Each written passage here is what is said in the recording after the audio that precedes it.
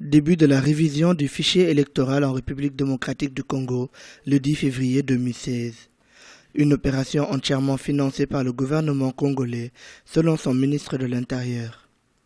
La Commission électorale nationale indépendante estime que l'opération prendra au moins 13 mois. Les points de départ d'une élection, parce qu'on doit savoir d'abord il y a combien d'électeurs, qui sont-ils, on doit identifier, et cela devra permettre aussi de calculer en fait les sièges pour cette circonscription et tout ça. Moi, je pense que c'est très capital qu'on puisse le faire, qu'on puisse le rendre fiable, parce que ce que nous avons aujourd'hui n'est pas fiable. Et en plus, il faudrait aussi remplacer la carte d'électeur, parce que la carte d'électeur, on la vend partout, même des pays étrangers. Donc, cette opération doit absolument commencer par le point de départ. Le prochain scrutin présidentiel, prévu par la Constitution congolaise pour 2016, pourrait ne pas avoir lieu avec l'opération de révision du fichier électoral qui démarre le 10 février.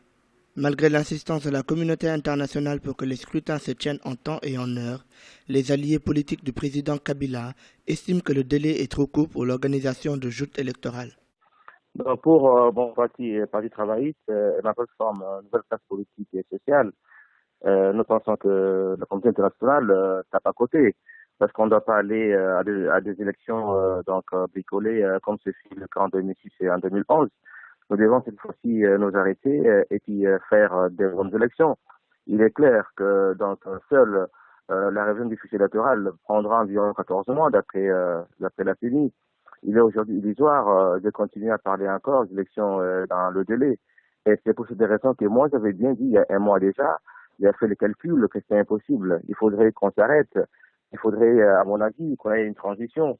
Et cette transition nous permettra de faire les choses normalement, commencer un cycle électoral complet, de la base au sommet.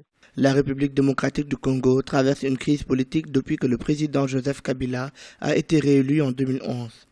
L'opposition politique reproche au chef de l'État de chercher à tout faire pour rester au pouvoir. Les prochains scrutins marquent un espoir national d'un renouveau politique.